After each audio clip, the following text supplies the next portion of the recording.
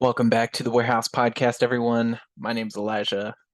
I am in a foreign land. I'm out here in LA. I do not have my customary Orioles hat on. I just have a pitching ninja t-shirt. It's a bit odd. I feel uncomfortable here, but we're gonna do the best we can. Um, I'm gonna be here continuing our positional review today, looking at the relief core for the 2024 Orioles. Unfortunately, the Orioles were 17th in FWAR this year, just really middle of the pack. Um, that's a really, really sharp left turn from where we were last year when the Orioles were second in MLB in reliever war.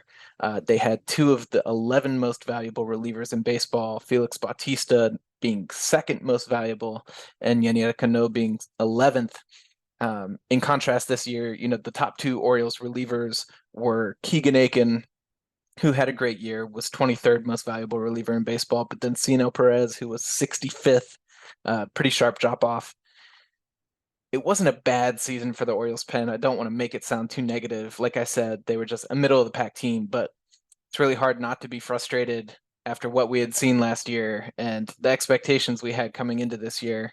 Obviously, we did know Felix was not going to be with us, but at the same time, you mourn the loss. Um, Before we get into too many more details, do want to thank the sponsor of the show, of course. This Thanksgiving holiday, why not head to the world's most trusted betting platform, your number one source for online betting, Bet Online. From the earliest odds to in-game live betting, Bet Online provides you with constant real-time odds and action and the ability to watch the games as they happen. With the largest selection of odds on everything from football, NBA, and college basketball, to NHL and UFC and boxing, head to the website today. See why BetOnline is America's most trusted site for online wagering. BetOnline, the game starts here. So, all in all, 24 pitchers through relief innings for the Baltimore Orioles this year. I promise to make sure you hear every name on this podcast, but I certainly promise not to bore you with the intricacies of James McCann's Arsenals. I will tell you one thing though, his Stuff Plus rating of minus 249 is pretty hilarious. And sorry, I lost my spot here. Yeah, but minus 249. So for those keeping score at home, that does count as the one time I'm going to say his name. I will give you everyone's names, all 24 for your Sporkle quizzes and everything, but I'm not talking about James McCann again. The story of the pen this year, to me, just really came down to one guy, and that was Craig Kimbrel. The Orioles went out and invested 13 million in the veteran closer, 12 million for this year, 2024, and a $1 million buyout on a 2025 club option. That club option was worth $13 million. Of course, we did not pick it up. Kimbrel really had some dominant months. He had a case for an All-Star game nod. We were all upset about it when Clay Holmes was taken to represent the American League. And Kimbrel then proceeded to just completely fall apart, absolutely catastrophic fashion. Him going down in the figurative sense, I think, pushed Orioles into roles that they weren't ever really meant to be in. It stretched the pen really thin. Through the mid part of the year, we were already taxed due to injuries in the rotation. Bradish had gone down again, all of this stuff. And it drove the Orioles to kind of make some deadline moves for two arms, Sir Anthony Dominguez and Gregory Soto, both of which seem to have worked out. I will talk about that a little bit, and both of which we have for next year. And really, like, Kimbrel was just brought in to be this linchpin and hold together the pen from the most critical role in the pen. And when he failed to do that, the entire makeup of the Orioles bullpen shifted. Yeah, I suppose you could argue that in that way, Felix going down, was really the thing that defined this year. But he didn't participate at all, so that kind of feels unfair in my eyes. But like outside of Craig Kimbrel, we had a lot of familiar faces really just holding it down this year. Yanier Cano, as I mentioned, Cino Perez, Danny Coulombe, Dylan Tate. Dylan Tate racked up 33 innings, it looks like, before parting ways. Had Mike Baumann around for a little bit before he got DFA'd. That poor man. That started a busy year for him. He is keeping moving companies in business. He visited 5 teams in total. It's kind of interesting. I guess he made a little like path around the US. He started with us, went to the Mariners, and then the Giants, and then the Angels, I think. Yeah, so he just made his way down California and then jumped back over to the southeastern US, down in Miami. But yeah, Mike Baumann on his world tour. Hope he is doing okay. I actually sat with Mike Baumann's mother at a game one time. She was right behind us, incidentally. Was complaining about the transition from starter to bullpen for him. They had said they'd get him into more games as a pen guy. Uh, Obviously, just didn't really work out with us, but I hope she's doing okay too. Um, anyway, Nick Vespi continued to be the guy that the org just clearly doesn't trust, and people all over Orioles fandom want to see more of him. I am not necessarily one of those people, but you can't argue that the results have been pretty good. Keegan Aiken, uh, Keegan Aiken. Like I said before, he was the most valuable pitcher in the Orioles pen this year, and part of that was volume. He racked up a lot of innings for us. Part of that was also he was wildly effective. I have been pretty tired of Keegan Aiken for multiple years now, and now after seeing this season, I'm pretty convinced that he could even be a half decent starting pitcher. He has a fastball and slider that each are more than 10% better than league average by Stuff Plus. Changeup that is pretty average in the Stuff space, but that changeup also allowed just a 190 average and 286 slugging against. The command has always been good for Keegan Aiken. Like he keeps the fastball up in the zone, gets the slider down and in on the righties, gets the changeup away. I really think that if you could find a way to get some sort of like another fastball, either cutter or two seam to work off the four seam a tiny bit, the arsenal is very much deep enough to make that jump.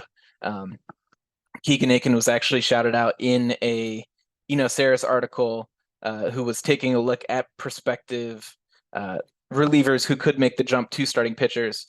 And yeah, he set a couple basic criteria. One of them was a fastball that could stand to lose a little bit of stuff, and then two average or above average secondaries.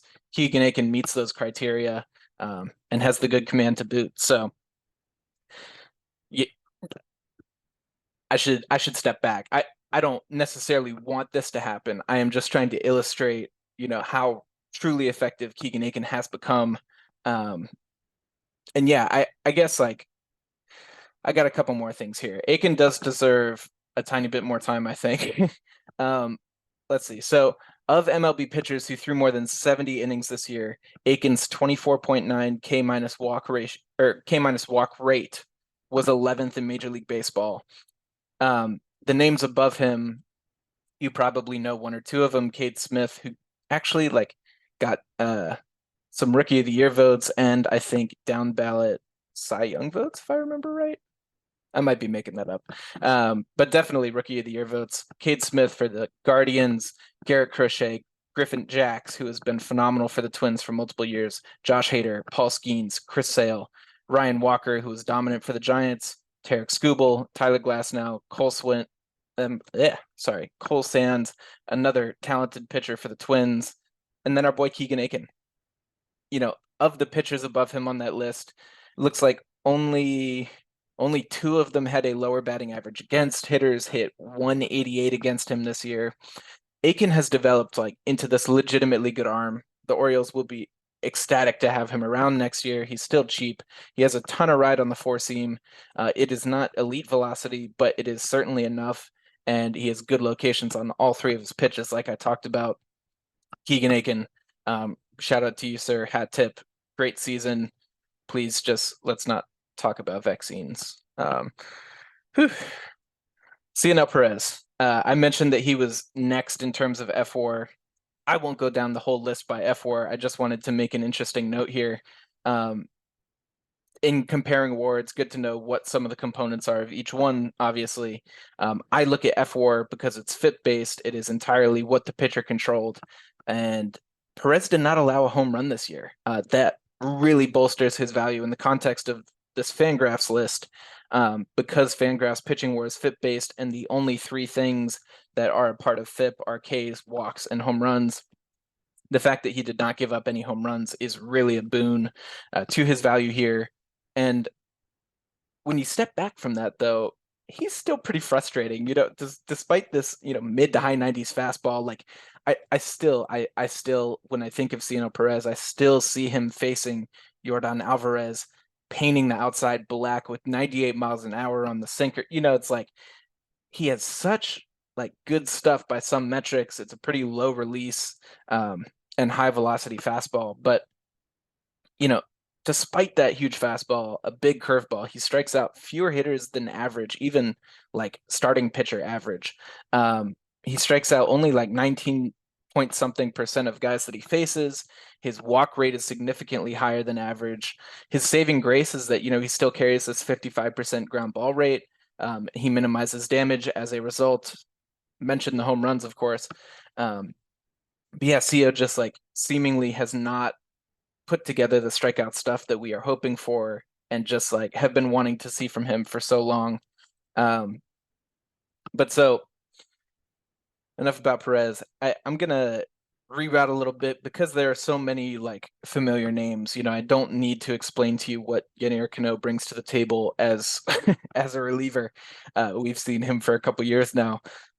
Because there are so many familiar names, I'm going to spin and just kind of focus on the two guys I mentioned earlier that were picked up at the trade deadline. That is Sir Anthony Dominguez and Gregory Soto, both acquired from the Phillies.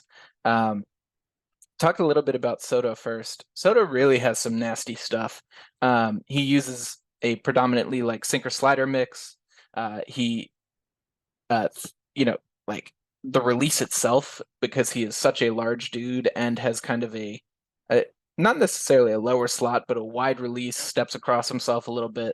Like it looks like it's coming at you from the flag court out in right field.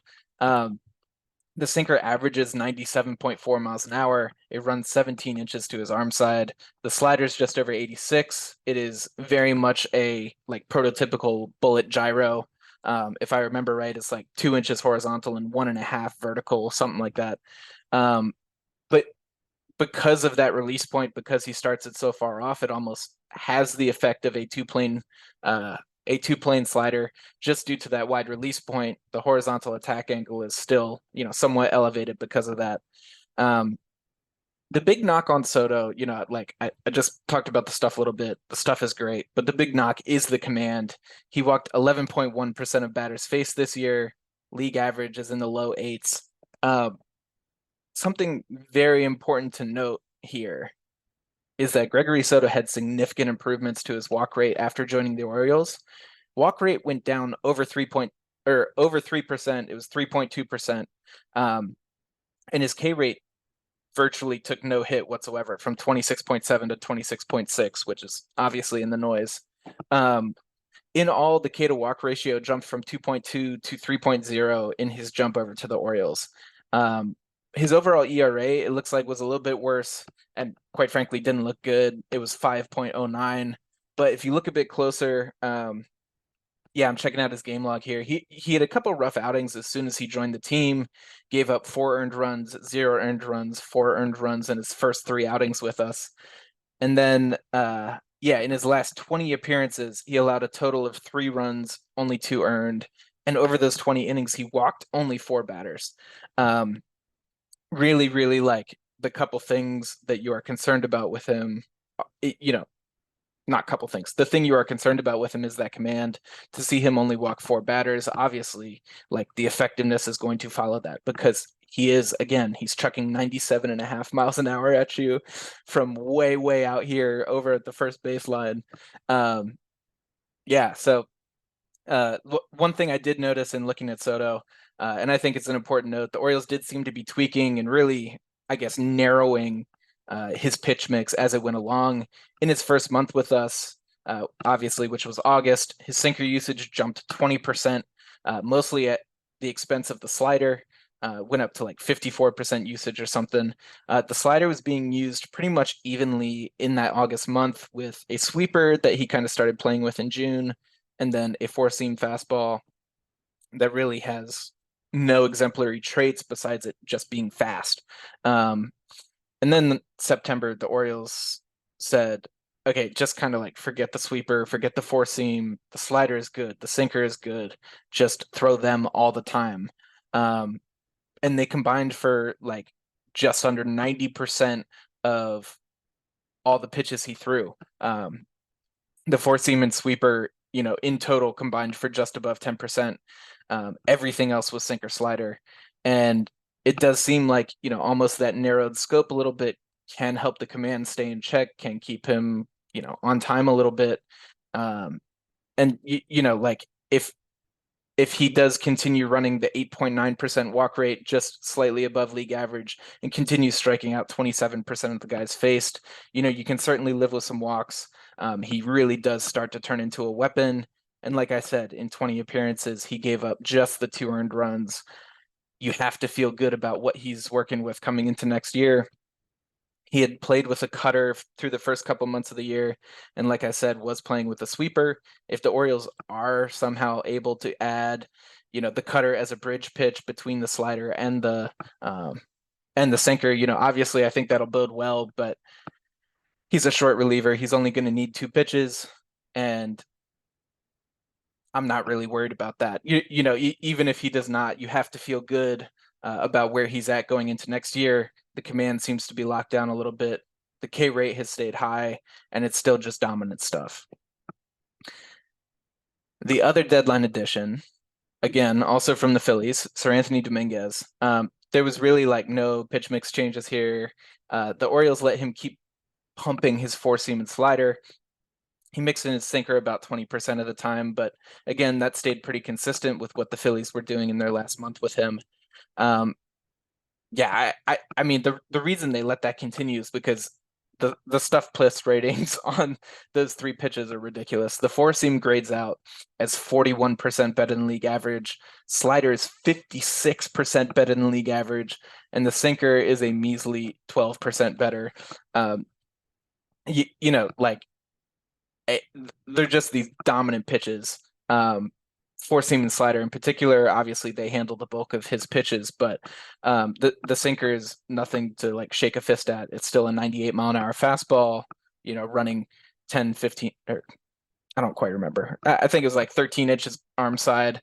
But the funny thing is he does have another pitch, and the changeup grades out as an 11. And that's not 11% better than league average. That's just an 11, which is 89% worse than league average in the stuff plus space. Anytime you hear a plus or minus metric, 100 is average. With plus, if you see something lower than it, that means it's worse than league average. The rating of 11 is 89% worse than league average. It clearly is not a good pitch in itself, but the fact that he's coming at you with this really high-powered arsenal and does not use it often means he can just flip it in there every once in a while, and it won't be too easy to hit because you're expecting something else as the hitter. Anyway, so what did happen with Dominguez, I told you it wasn't really like pitch usage switch.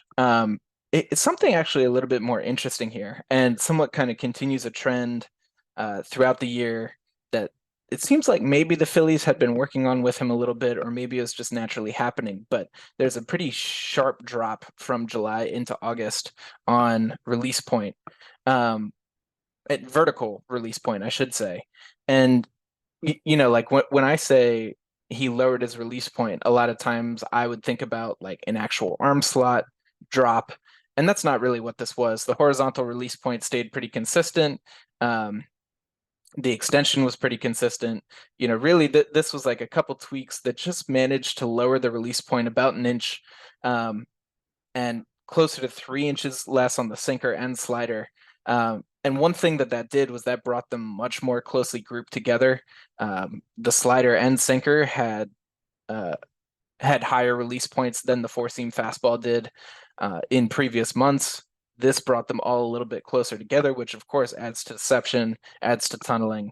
But like it from another standpoint, what this really did with the 4-seam in particular, for anyone who really like tunes into analytical spaces and talks about pitch shapes and likes thinking about those things, that the dream is a low release with high induced vertical break. somebody like a Spencer Strider, somebody like a Zach Wheeler, one of these guys who gets down the mound, big time extension, and lets the ball hop from a low point. These really, really flat fastballs can be really, really effective, especially at the top of the zone. And not only did the Orioles get him to release about an inch lower, he also added an inch and a half of induced vertical break on his four seam at the same time. Over the course of the year, the two highest months for induced vertical break on the four seam were August and September, the 2 months that he was with us. And yeah, I think it was 13.8 inches if I remember right. So an inch and a half jump. The Orioles were clearly getting a little bit more hop on that fastball and letting it just continue to eat at 98 plus miles an hour. Really, really, it turns it into this demonic pitch. One thing I can say, the Stuff Plus rating kind of agreed with that. With the Phillies, it graded out as a 123 on Stuff Plus, and with the Orioles, it was that 141 that I mentioned earlier. 18% jump, just with like this little seeming tweak. But like it also wasn't just the four seam, like the little change in release height. The sinker received a 10% jump. The slider received a 20% jump, even despite the fact that by movement, those two pitches were really pretty consistent with what they were doing in July, what they were doing with the Phillies. Seemingly is just a little bit of a release point change. So the Orioles, like clearly had seen this little tweak they could make to raise the hop to like get him to this more optimum point in his release. I should say that, the average release height is a little bit under 6 feet, if I'm remembering correctly. But moving him away from that does make the pitch more unique in its characteristics. And in the end, that's what, all these guys are chasing, is just something unique in a way that is still effective, of course. James McCann's, I said I wasn't going to say his name again, but James McCann flipping in 42 miles an hour, I'm sure was plenty unique in terms of pitch space, but definitely not effective, of course. So just want to distinguish what Dominguez is chasing, what he means by unique, as opposed to whatever James McCann was doing. But if there is one knock on Sir Anthony Dominguez, it's that he did give up a few home runs. In particular, in August, he gave up 5 bombs. Watching as a fan, stepping back from this like research space that I've been in, every once in a while you just see like like as good as the fastball is, you would see one just belt high, middle in, and obviously guys are gearing up for the fastball because that's what he does. And man, just like you just see these balls getting blasted. I mean, he didn't give up a single wall scraper. It was only absolute tanks. uh, but I think that while in the 12 innings that he threw in August, 5 home runs is not good, you can look at the fact that he only gave up 1 in September, and you could be a little bit comforted by that. Obviously, it does seem like we were playing with mechanics a little bit, playing with the releases on these pitches. And yeah, while he gave up 1 in September, he did give up a bit more contact. I don't want to make it all sound like with Soto, the transition to September was really, really good for him. And it seemed like a progression the whole way through. In this sense, Dominguez did seem to give up some more contact and be overall a little bit less effective. But clearly we did alter something in his mechanics. I haven't done the video review for myself. I'm just looking at data, but a little bit of a developmental period with that. Some natural fluctuation in the actual results is fine. It's just unfortunate that we needed him to be our closer at this time because Craig Kimbrel was imploding, and Yennier Cano is not a strikeout artist the way you need a closer to be. So we had him in these critical spots, and sometimes you saw it not work out all too well. But for the large part, like if this was a developmental period with a new team, settling in with everybody, the results really were pretty good. He racked up some saves for us. You have to be excited about the prospect of who Sir Anthony Dominguez comes back as next year after a full season, working with the Orioles, working with the catchers, working with the coaching staff. And then, like Felix Bautista is, for all intents and purposes, on track right now and will be back at spring training next year. That just means that Sir Anthony Dominguez is not our closer. He's an 8th inning guy. He's a 7th inning guy. Yennier Cano is there. like the back end of this bullpen really starts to round out in a really like profound way, you have to be excited about it. So the ceiling, just continues to be like one of the better back ends of the bullpen in the entire game of baseball for us as soon as Felix is back. So the last thing I wanted to do here, I wanted to shout out the best pitch in the Orioles bullpen, well, by pitch type and by stuff plus. Just wanted to talk about gross pitches. I told you about the best four seam. That was Sir Anthony Dominguez's 141, 41% better by stuff, or 41% better than league average by stuff plus. I did want to shout out Thiago Vieira here and his truly horrible tenure with the Orioles. But his fastball is really good, and that's why we gave him a shot. 27% better than league average by stuff plus. Best sinker is a guy that I am personally super excited about for next year. Really glad we brought him into this org. Collins Selby's sinker, 31% better than league average, 15.7 inches of arm side run at over 95 miles an hour. He gets a lot of run. The interesting thing is he gets a lot of run from a pretty high arm angle. If I remember it, it's up over 50 degrees. Yenier Cano is like an understandable second, but he does it in a very different way with a pretty low slot. But like two great sinkers in that standpoint. The best cutter, now this one was somewhat surprising to me. The best cutter belonged to Matt Bowman, 12% better than league average. That is probably just because he was like releasing it next to Mr. Splash out in left center field. There's nothing metrically too interesting about it, I don't think. The best splitter, coincidentally, also belongs to Matt Bowman, but it is 37% worse than league average. So I'm just going to say I'm excited to have Felix back, and we'll leave it at that. Looking at sliders here, Matt Crook actually takes the cake. His sweeper averaging just under 18 inches of sweep at 82 miles an hour. Pretty good there from Matt Crook. Best curveball. You guys are gonna love this. Shake and Brian Bake, baby. 43% better than league average by stuff plus. It's obviously never been about stuff for him. Shout out to the next three on this list as well: Vinny Natoli, Johan Ramirez, and Birch Smith. Thank you for your contributions, gentlemen. All in the like 14, 25% better than league average range. Let's see, best changeup here. Understandably, Yenier Cano. Okay, that makes sense. I won't explain that. It does look like, the recently estranged Jacob Webb is number 2 on this list. Yeah, I guess I should say a little bit. Him and Danny. With Webb, I think, he was unfortunately a casualty of kind of like how the roster is built right now. I talked about Perez, I talked about Soto, and I talked about Aiken. We've got 3 really effective lefties, or I don't want to like make them sound like Josh Hader. 3 pretty effective lefties in the pen. Jacob Webb has reverse splits, which means he's much more effective against lefties. And he's also a guy with no options. I think the Orioles needed to create a little bit of space for, potentially rotating through the Brandon Youngs, Chase McDermott's of the world, making sure they get some big league time this year. I think that what it was with Coulomb is, if I remember correctly, he didn't touch 90 miles an hour after coming back from the surgery, or with, the average at least was below 90 miles an hour. Definitely not super confidence inspiring. Wanted to see him come back, be a little bit stronger. I think that's all it was. I did a podcast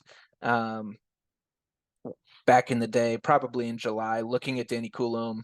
He had not given up a hit on his fastball to that point in the year. He did give up a couple when he, like throughout the rest of the season, of course, but the dude is so wildly deceptive.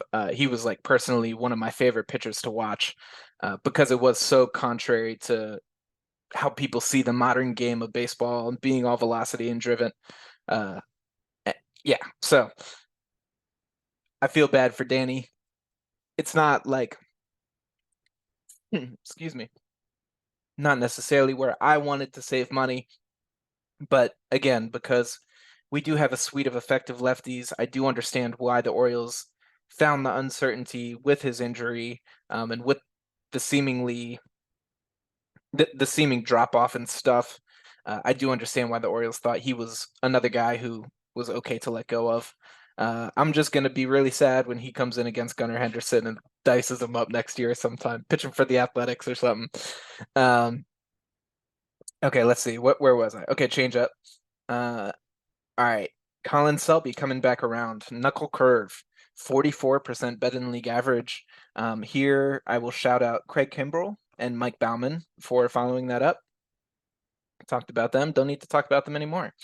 Okay, I'm going to do one more quick scrub of the names on the Orioles relief corps. Make sure I said everybody. Okay, I did not mention Mr. Cole Irvin. I don't really want to talk about his performance this year. It wasn't great, but I'm really happy for him. He got a role with the Doosan Bears in the KBO. So shout out to Cole Irvin. Best of luck. And I think the only other folks that I missed. Okay. We did see some Jonathan Heasley and Tucker Davidson appearances. They were not particularly good. So that's all I'm going to say about that. And then the last person here, I've done multiple podcasts on this man. You should put some respect on his name. I am worried about how he fits into the Orioles roster next year because I really don't want to see him go anywhere, but I am afraid that he's going to get pushed out the door, and that is Albert Suarez. Suarez really was not very good out of the pen. He was significantly better as a starter. I don't understand how that makes sense. His fastball was even like in stuff space better as a starter.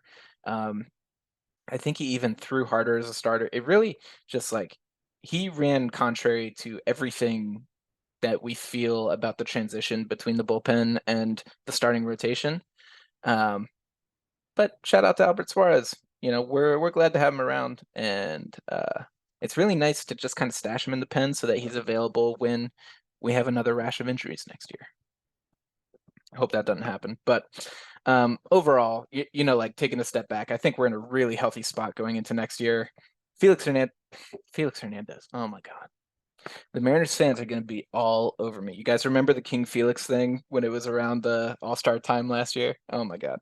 Felix Bautista is going to be coming back. Once again, all reports are that he will be ready to go for spring training. He is one of the best closers in baseball. He's one of the best relievers in baseball. He has a chance to cement himself as one of the best relievers in the game in, you know, this generation. He will be coming back. Again, we have big weapons. Sir Anthony Dominguez, Yennier Cano. If we want, you know, if Soto continues to like even maybe up the strikeout numbers a little bit, push that 30% threshold, keep the walks down, you could see him in leverage situations. Keegan Aiken, Cionel Perez, you know, it's like it really is a pretty healthy spot going into next year. You have to feel pretty good. And yeah, I think that's all I've got today. I am going to go enjoy Los Angeles. It's all dark outside. Yeah, that's been happening, man. These winter months, we need some free agent signings to keep us happy in the cold nights. But that's all I've got for you guys. As always, you know, if you could be so kind, please do reach out. Hit us up. You know, we are on Blue Sky, thewarehousepod.bsky.social. We are on Twitter at the Warehouse Pod. We are on Threads at the Warehouse Pod. You can email us, thewarehousepod@gmail.com. Yeah, you know, like we're over in the Orioles on the Verge Discord, always having a good time over there. Patron chat usually. We man, you know, we're in the places. Come find us. Come talk to us. We love talking Orioles baseball, and it's how we stay sane during the winter. So, as always, come hit us up. Yeah, but beyond that, if you have not done so already, if you could please rate the podcast, subscribe to the podcast, drop us some reviews. Definitely, it helps us grow. It helps us connect with more fans like yourselves. We are always grateful for that. That is all I've got tonight. Orioles relief. Orioles relief corps, a little bit of a letdown this year. But again, it was middle of the pack. You have to think that with Felix Bautista coming back, we will be in a really, really good spot. It's bringing back and immediately inserting into the most valuable position in the bullpen, one of the most valuable guys in baseball. he's gonna come back. It's gonna be like Ray Lewis coming back, from his bicep tear. Felix is gonna come out here and he's just gonna be this bionic man. He's gonna be throwing 104 miles an hour. He's gonna be dropping splitters off the table. It's gonna be insane. It's gonna be insane. Um, I cannot wait to see it. Bring on 2025. This has been the Warehouse Podcast. Let's go.